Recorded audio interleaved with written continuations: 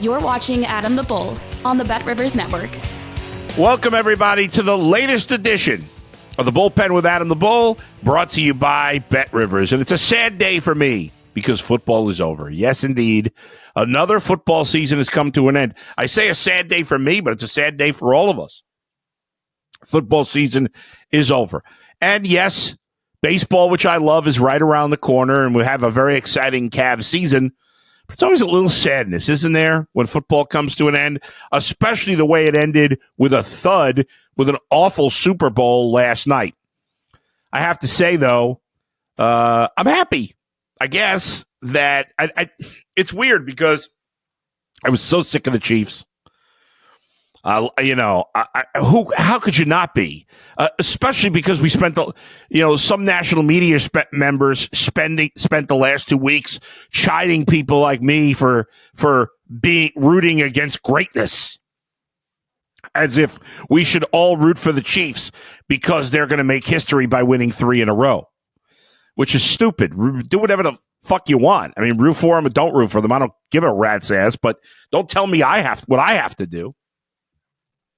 So that was annoying. And obviously, those who are all in on the Chiefs, Nick Wright nationally, I actually like Nick. He does a great job. But he's going to take his lumps today. Although if I were him, I could live with that with all the championships the Chiefs have won recently. But when you go all in and you get cocky about your team, my guy Darren Smith, we haven't. Usually after every Chiefs game, we get the multiple texts from Darren. For those of us who know him through UCSS and the podcast, and haven't heard from Darren since yesterday. I know I would have heard from him had the Chiefs won another Super Bowl, but he's been quiet, shocking. The Kansas City people have finally shut up for a minute. And for a moment, we get a break from Mahomes. I've had enough of him. I've had enough. I love the Kelsey brothers, but I've had enough of them temporarily. I know some people were rooting for Kareem Hunt to get a Super Bowl. I was not. And kudos to Philly, man. You look at the Eagles, and not a lot of people thought they would be. I bet you there were a lot of people coming into the season that thought the Eagles wouldn't even make the playoffs. They had a terrible end to last year after going to the Super Bowl a few years ago. Last year, terrible season. Well, they had a great start, and then they completely fell apart at the end of last year. And they lost to Baker Mayfield and the Buccaneers. So Baker is the last quarterback to beat the Eagles in the playoffs. And a lot of people thought Nick Sirianni, I was making fun of Nick Sirianni at the end of last year. People were killing him, myself included. And a lot of people thought he should be fired. Everybody's in such a rush to fire coaches the second it goes wrong. And the Eagles stayed the course. Jeffrey Lurie, the owner of the Eagles, has done a great job as owner of the Eagles. Stuck with Nick Sirianni. The Eagles looked, okay in the beginning of the year. They were playing, good football, not amazing. They were a little up and down. And as the season went on, they got better and better.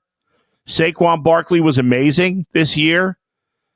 And Nick Sirianni did a great job and deserves a ton of credit. The Mount Union grad gets the Super Bowl victory at 43 years old. Congratulations to him. Congratulations to the much maligned Jalen Hurts. I've been a big supporter of Jalen Hurts. I think people have been way overly critical of him in recent years. And people were dismissing him as a top quarterback. It was ridiculous. He threw a pick early, but overall played great. Did what he needed him did what they needed him to do. So, he was great on the ground. He had 3 touchdowns, 293 yards total rushing and passing. Was 17 of 22, averaged 6.5 yards per carry. And on a night where Saquon Barkley was a non-factor, Barkley in this game really didn't do much. He had, he did catch 6 passes for 40 yards, but on the ground, 25 for 57, just over 2 yards per carry. He was a non-factor, and yet the Eagles destroyed the Chiefs. If you watch the game, obviously you know the final score is not even though they won by 18. It's not. I mean, it wasn't even that close. Obviously, this game was long over, and the Chiefs put up some garbage time points at the end. Mahomes' 3 touchdowns are a joke. He was awful in this game, absolutely awful. They couldn't protect him. Travis Kelce, nobody could get open until the game was over in the fourth quarter. No whining about the refs because it was, I didn't think the refs had an amazing game, but it didn't matter. Chiefs couldn't run the ball, including Mahomes. They ran 11 times for 49 yards, and most of that was his scrambles. They didn't really gave up on the run early because they were getting smoked. Neither team could run the ball, but the Eagles' pass rush was dominant in this game. They sacked Mahomes 6 times in this one.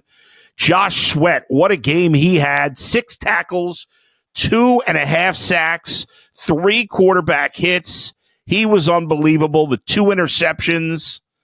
And the Eagles just dominate this game. So kudos to them winning their second championship in recent years. And they end the national nightmare of the Chiefs winning 3 in a row.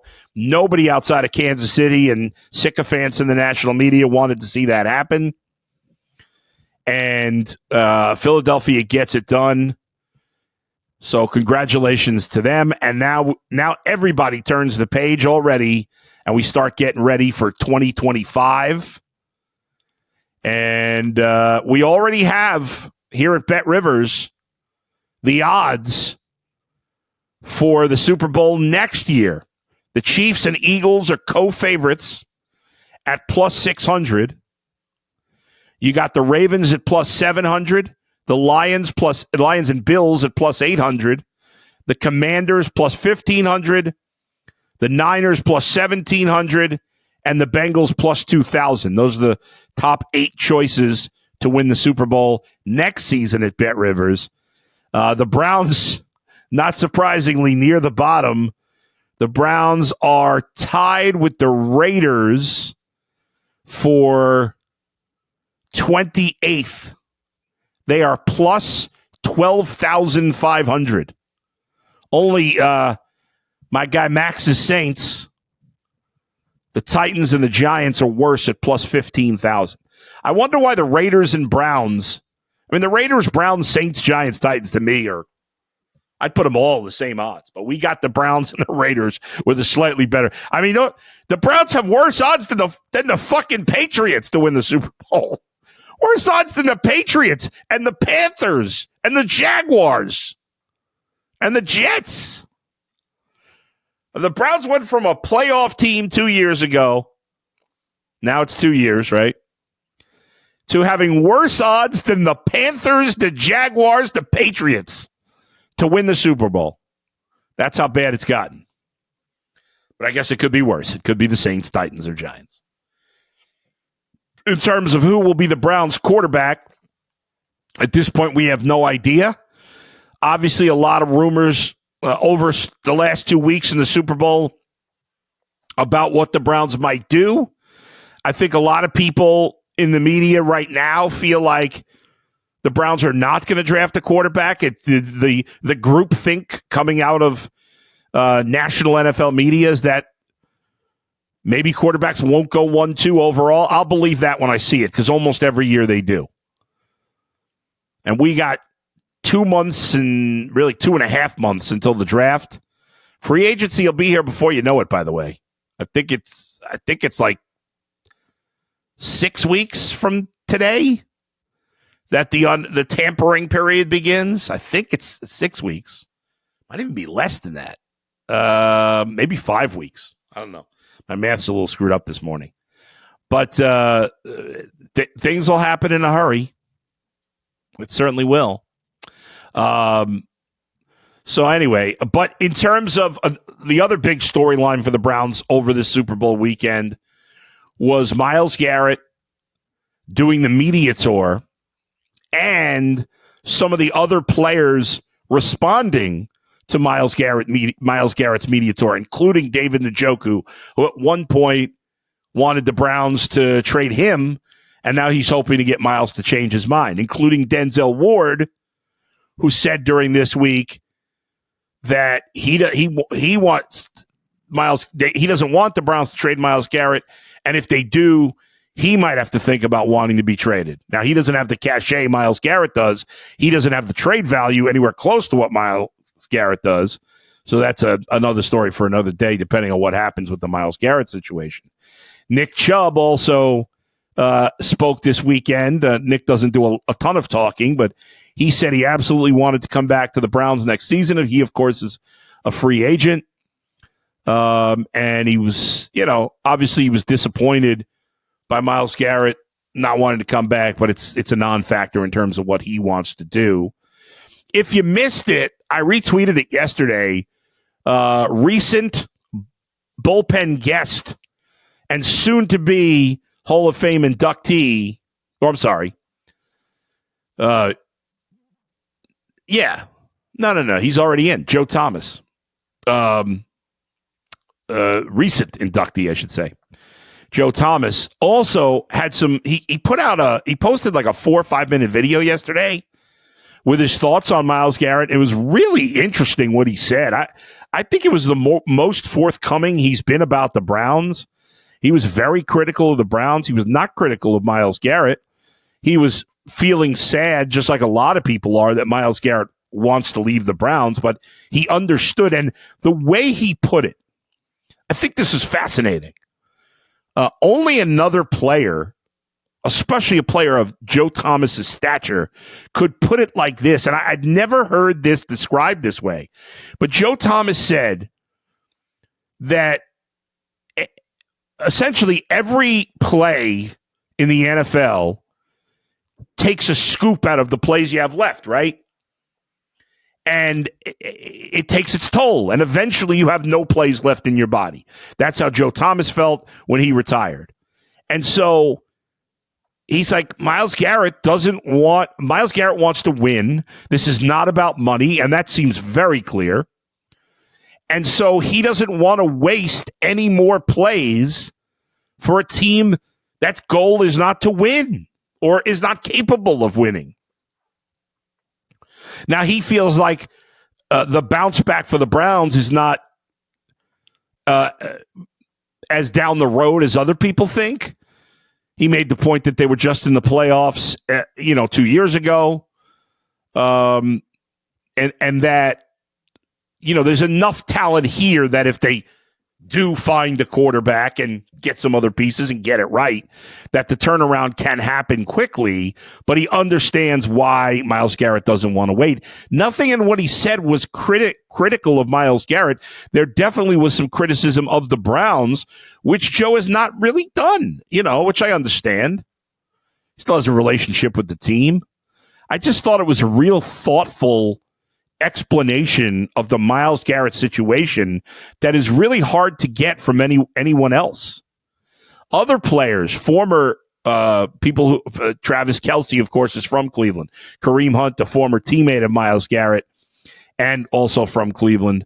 Both of those guys had some thoughts on Miles Garrett, and I think everybody understands. I think most fans are not upset with Miles Garrett. Now, ultimately, the Browns, if they are going to trade Miles Garrett, must do what's best for them and not best for him.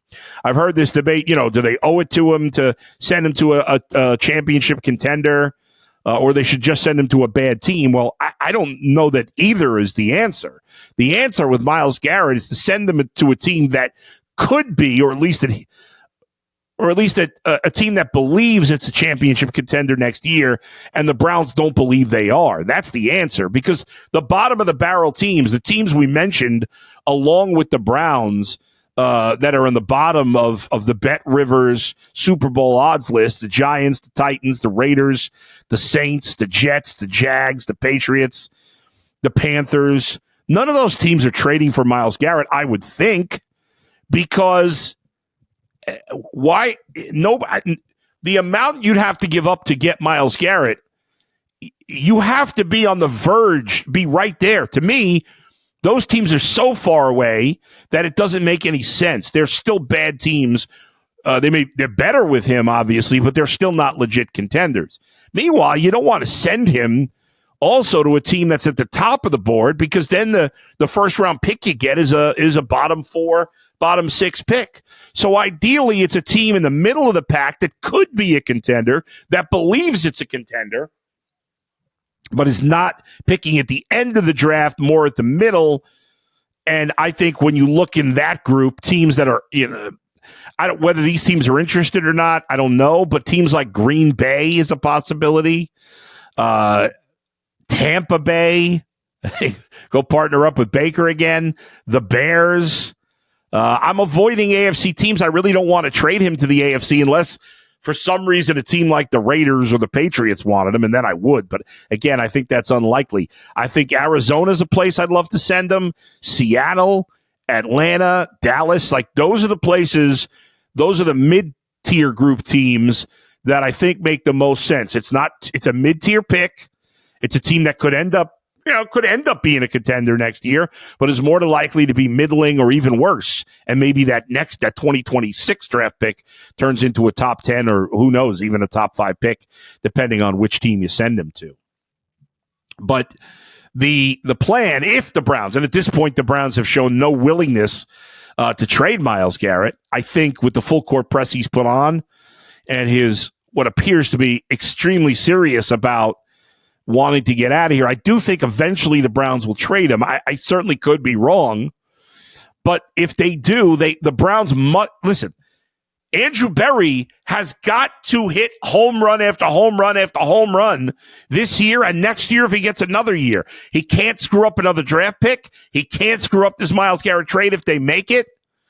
And so it can't be. I don't care if Myles Garrett ends up on the team he wants to be or not.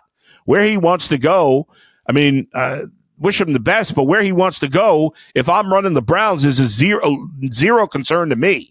I'm going to make the trade that best helps the Cleveland Browns going forward.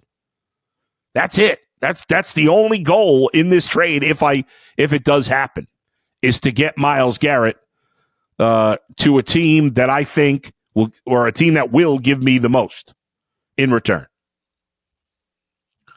Looking forward to seeing DeAndre Hunter make his Cavs debut. The Cavs, who are 42-10 after they've won now, 6 of their last 7, only losing that Celtic game. They're in action tonight here in Cleveland against the Minnesota Timberwolves. And then they go to Toronto on Wednesday, Brooklyn on Thursday, and then back home Friday, Sunday. So the Cavs with a busy week. 5 games in 7 days for the Cavs. They got a back-to-back Wednesday, Thursday in the mix, but and it's 4 games. Yeah, 4 games. No, they're playing 3 days in a row. Oh, I'm sorry. What the hell am I talking about? It's the I'm like, that doesn't make any sense. I forgot the All-Star break. They play Wednesday, Thursday. No, they don't. They play Wednesday the 12th and then Thursday the 20th. So my bad. 2 games before the All-Star break. Tonight against Minnesota at home, and then Wednesday they're in Toronto, and then the All-Star break. So hopefully they go to the break 44-10. And we get our first look at DeAndre Hunter. The Cavs, looking at the latest Bet Rivers line, are a 9.5-point favorite.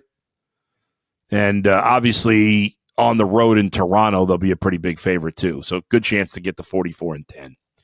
All right, thanks everybody for joining me as always. Coming up on Wednesday's show, the great Tom Hamilton. I mentioned Joe Thomas, a Hall of Famer. Tom Hamilton will be inducted into the Baseball Hall of Fame this summer. And the great longtime play-by-play man for the Guardians will join me in the bullpen on Wednesday, so I look forward to that. And then Dustin and I will be live back at our regular time at 2 p.m., although we will be trying some other times. We'll do a morning time in the next couple of weeks, but this Thursday we will be back live at 2 p.m. So there you go. Thanks to Z and Max for producing, and thanks to you, all of you for watching and listening. I'll talk to you next time. Where else but right here in the bullpen with Adam the Bull, brought to you by Bet Rivers. See you, everybody.